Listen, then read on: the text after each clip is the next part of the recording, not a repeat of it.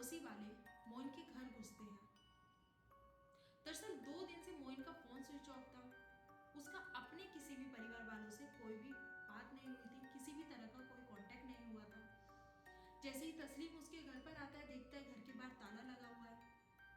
इसके चलते वो आसपास के पड़ोसियों से पूछताछ करता है। पूछताछ में पड़ोसी बताते हैं कि किसी ने भी मोइन और मोइन के घर वालों को 2 दिन से घर से बाहर निकलते हुए नहीं देखा। अब मोइन के भाई को कुछ गलत होने की आशंका हो जाती है। मोइन जहाँ पर रहता है वो एक छोटे से किराए का घर होता है जिसमें एक रूम होता है, उसी के अंदर एक कंबाइंड वॉशरूम और किचन होते हैं। जिस घर में वो रहता है उस घर के बाहरी तरफ एक खिड़की होती है जिसमें से तस्लीम हल्का सा झांक के देखता है। जब देखता है वो देखता है कि एक गठरी पड़ी हुई है, गठरी के ऊपर से खून लगा हुआ है। ये देखकर वो जोर जोर से चिल्लाने लगता है। आसपास के पड़ोसी इकट्ठा होकर अंदर जाते हैं। जैसे ही सब लोग अंदर जाते हैं, कमरे में रखी खाट के नीचे एक गठरी होती है। जैसे ही उस गठरी को खोला जाता है उसमें मोइन की डेड बॉडी निकलती है। ये सब देखकर सब लोग काफी हैरान हो जाते हैं, दंग रह जाते हैं। अब सवाल ये उठता है कि अगर मोइन की डेड बॉडी इधर है तो उसकी बीवी और बच्चियां कहाँ पर है। इसके चलते उनमें से किसी एक व्यक्ति की निगाह रूम में रखे बेड पर जाती है, जिसका बेड का एक बॉक्स थोड़ा सा उठा हुआ होता है। बॉक्स को खोला जाता है, उसमें बीबी आसमा और उसकी एक 8 साल की बेटी अजीजा, उसकी डेड बॉडी होती है। और जैसे ही दूसरे बॉक्स को खोला जाता है उसमें एक उसकी 4 साल की बेटी अजीजा और करीब 1 साल की बेटी अबीबा, जिसे बोरे में बंद किया गया था, उसकी डेड बॉडी मिलती है। अब एक ही परिवार के घर की 5 लाशों को देखकर सब लोग काफी दहशत में हो जाते हैं। ये खबर आसपास के मोहल्ले में काफी तेजी से फैलने लगती है, सोशल मीडिया पे न्यूज फैलने लगती है। वहीं पुलिस को इन्फॉर्म कर दिया जाता है। पुलिस क्राइम सीन पर पहुंचती है और अपनी इन्वेस्टिगेशन स्टार्ट कर देती है। बॉडीज को पोस्टमार्टम के लिए भेज दिया जाता है। हेलो एवरीवन, स्वागत है आपका हमारे यूट्यूब चैनल क्राइम की कहानी में। तो आज की कहानी हाल ही में हुई मेरठ हत्याकांड पर है। तो अगर आप हमारे चैनल पर नए हैं, हमारे चैनल को सब्सक्राइब कर लीजिए। तो चलते हैं आगे इस कहानी की ओर। जैसे ही इन्वेस्टिगेशन स्टार्ट होती है, मोइन का बैकग्राउंड खंगाला जाता है, जिसमें पता चलता है मोइन मेरठ के किठौर थाने के शाहपुरा गांव से बिलोंग करता है। मोइन हर 7 भाई होते हैं, जिसमें 4 भाई उसके सगे, 2 भाई उसके सौतेले होते हैं। और ये भी पता चलता है कि मोइन की 2 बार शादी हो चुकी होती है, जिसमें पहली शादी उसकी जाफरा नाम की लड़की के साथ होती है। जाफरा अक्सर शादी के बाद बीमार रहा करती थी, जिसके चलते जाफरा की मौत हो जाती है। जाफरा और मोइन की बेटी होती है, जो जाफरा की मौत के बाद अपनी बुआ के साथ रहने लगती है। इसके बाद मोइन की शादी लारा के साथ होती है।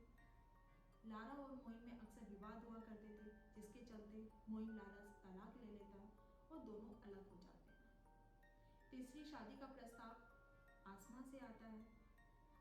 आसमा और मोइन एक दूसरे से शादी कर लेते हैं। दरअसल आसमा पहले से शादीशुदा होती है, उसका भी अपने पति से विवाद होता है। विवादों के चलते दोनों में तलाक हो जाता है, अलग हो जाते हैं। अब मोइन और आसमा की शादी के बाद वो लोग शाहपुरा गांव में रह रहे थे।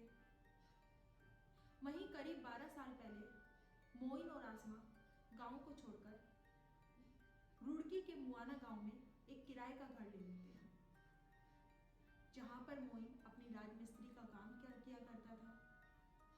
इसी बीच वो अपना मकान बना लेता है छोटा सा, और इसी बीच उसकी 3 बच्चियां हो जाती हैं। वहीं उसका एक भाई भी रहता था, अहमद, जो उसका सौतेला भाई था, वो भी वहां पर काम किया करता था। अहमद से एक व्यक्ति की हत्या हो जाती है, जिसके चलते वो जेल चला जाता है। और जिस व्यक्ति की हत्या होती है उसके परिवार वाले मोइन और मोइन के परिवार वालों को काफी परेशान करने लगते हैं। मोइन विचार बना लेता है कि वो दूसरी जगह चला जाएगा, जिसके चलते वो माँ का घर बेच देता है और पिकअप गाड़ी होती है जिसे वो बेच देता है। वहीं दूसरी ओर अहमद की बीवी नजराना, जो अहमद को जेल से छुड़ाना चाहती थी, वो मोइन से करीब 4 लाख रुपयों की मदद मांगती है। मोइन 4 लाख रुपयों की मदद तो करता है, लेकिन उसके बदले में वो नजराना का एक प्लॉट जो मेरठ में था उसे वो अपने नाम करा लेता है। अब इन 4 लाख रुपयों को लेकर और प्लॉट को लेकर उन लोगों में मनमुटाव स्टार्ट हो जाता है। वहीं मोइन रुड़की छोड़कर मेरठ में एक छोटा सा किराए का घर ले लेता है। दरअसल वो जहाँ पर किराए का घर लेता है उसी के पास वहाँ पर वो प्लॉट होता है जो उसने नजराना से अपने नाम करवाया था। उस प्लॉट पर वो अपने मकान का काम स्टार्ट करवा देता है। उसका मकान का काम काफी तेजी से चल रहा था।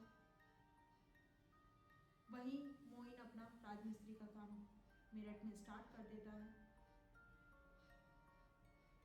उन लोगों को यहाँ पे आए हुए करीब 1.5 महीना ही हुआ था। सब सही चल रहा था उनकी जिंदगी में, पूरा परिवार काफी खुश था। 8 जनवरी 2025 को मोइन के घर का लेंटर डलता है, जिसकी खुशी में मोइन और आसमा आसपास के पड़ोसियों को मीठा बांटते हैं। वही शाम से मोइन का फोन स्विच ऑफ आता है। मोइन का किसी के साथ भी कोई भी कांटेक्ट नहीं हो पाता, जिसके चलते अगले दिन तस्लीम उसका हालचाल पूछने के लिए घर आता है। ही नहीं था कि जिस भाई के पास वो जा रहा है उसका हालचाल पूछ ले। दरअसल वो अब उसे कभी अपना हालचाल बता ही नहीं पाया। वहीं पोस्टमार्टम की रिपोर्ट आ जाती है। पुलिस अपनी इन्वेस्टिगेशन स्टार्ट करती है। इन्वेस्टिगेशन के दौरान जब पूछताछ होती है तो आसमा के परिवार का एक व्यक्ति नजराना पे शक जताता है। वो बताता है कि ये केस 4 लाख रुपयों का है।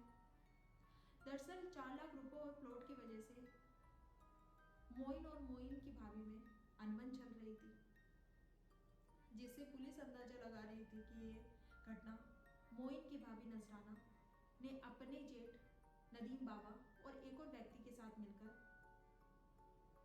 इस घटना को अंजाम दिया है, जिसके चलते नजराना को वो गिरफ्तार कर लेते हैं। नजराना से पूछताछ होती है। वहीं नदीम बाबा करीब 14 साल पहले अपने बेटे अब्दुल को छोड़कर नासिक में चला जाता है, जहाँ पर वो तंत्रमंत्र किया करता था। कुछ दिन पहले ही वो नासिक से वापस अपने बेटे के पास आता है। बेटे से पूछताछ पर पता चलता है कि वो अपने पुश्तैनी घर शाहपुर जाने वाला था, जहाँ पर पुलिस अंदाजा लगा रही है कि वो गांव न जाकर अपने भाई मोइन के पास रुकता है, उन लोगों को रात में खाने में कुछ मिलाता है और इस घटना को अंजाम देता है। पोस्टमार्टम में पता चलता है कि जिस मशीन का इस घटना में इस्तेमाल किया गया है वो मशीन लोहा काटने या पत्थर काटने के काम आती थी और एक बच्ची को गला घोटकर मारा गया है।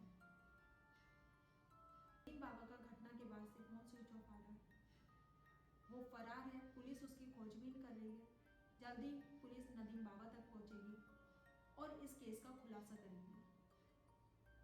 तो मैं मिलूंगी आपको एक नई घटना के साथ, और अगर आपको मेरी वीडियो पसंद आई है मेरी वीडियो